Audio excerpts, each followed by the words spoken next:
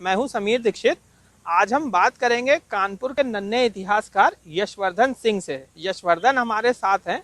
यशवर्धन की प्रतिभा का जो डंका बज रहा है वो अपने देश में ही नहीं विदेशों तक बज रहा है। यशवर्धन ने अपनी मेधा से जो नाम कमाया है उसको लंदन की हार्वर्ड संस्था ने भी सम्मानित किया है। यशवर्धन की उपलब्धियां कई सारी हैं। आज ये नन्हे इतिहासकार हमारे साथ है, हमें बताएंगे अपनी उपलब्धियों के बारे में। तो आइए हम बात करते हैं अब इस यशवर्धन से।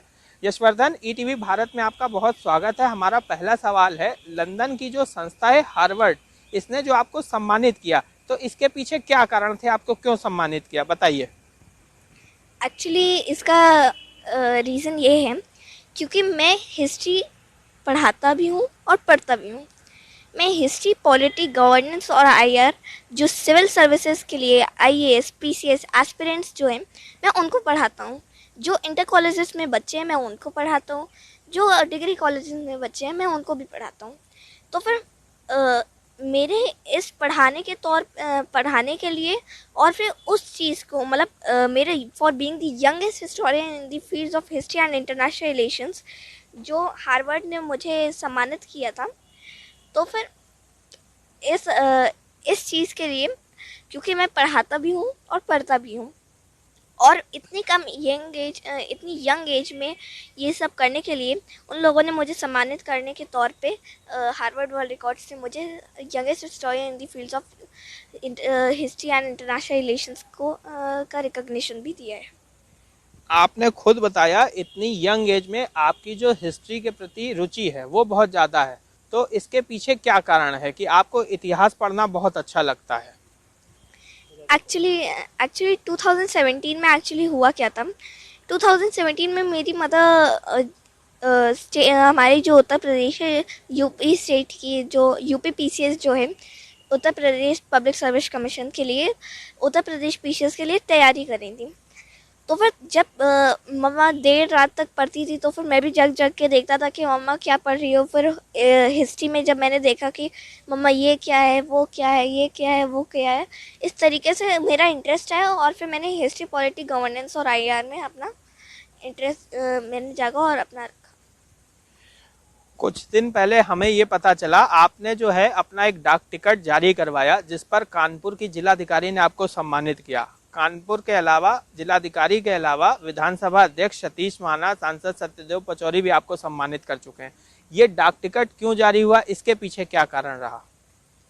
एक्चुअली जो मुंबई जीपीओ है, इसका मेरे पास इसका पापा के पास कॉल आया कि हम आपके बेटे के लिए डाक टिकट जारी करना चाहते हैं। जो आपके बेटे ने जो हिस्ट्री, पॉलिटी, गवर्नेंस और आईआर के क्षेत्र में जो अभी काम कर रहे हैं, इसको सम्मानित करने के तौर पे हम आपके सम्मान के तौर पे हम आपका डाक विभाग जो मुंबई जीपीओ है, डाक विभाग मुंबई, ये इसने डाक टिकट छापी।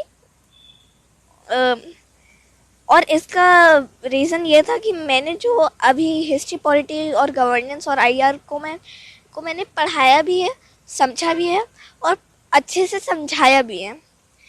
इस चीज़ को लेके मुंबई जीपीओ ने मुझे सम्मानित किया था। ये रीज़न था।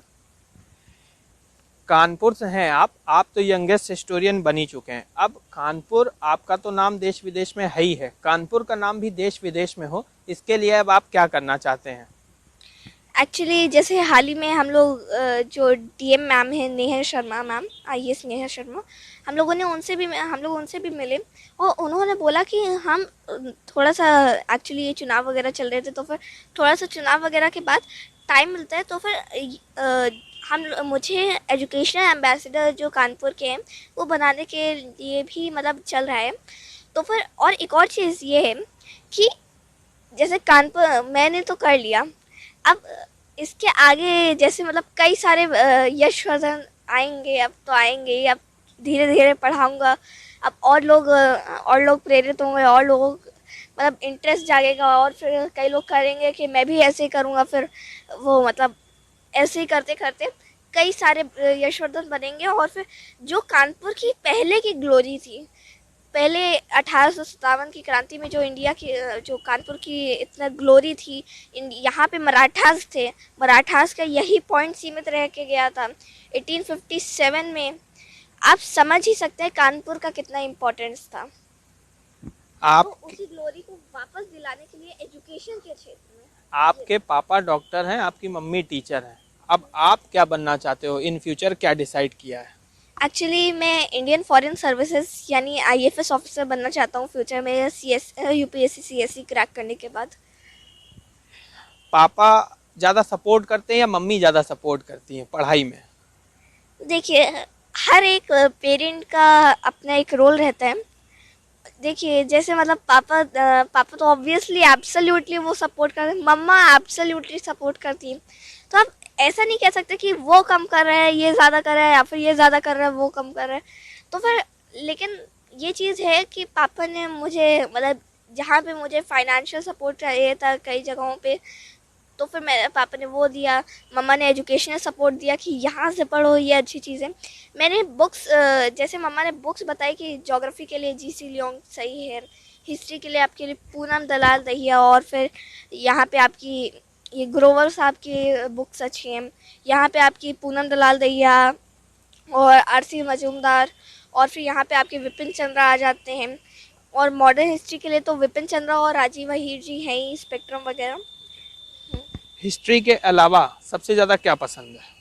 हिस्ट्री के अलावा एक्चुअली हिस्ट्री के अलावा तो फिर तो मतलब ये तीनों वो ज़्यादा वगैरह वाला नहीं होता, लेकिन हिस्ट्री, पॉलिटी और आईआर, यही तीनों अच्छे लगते हैं।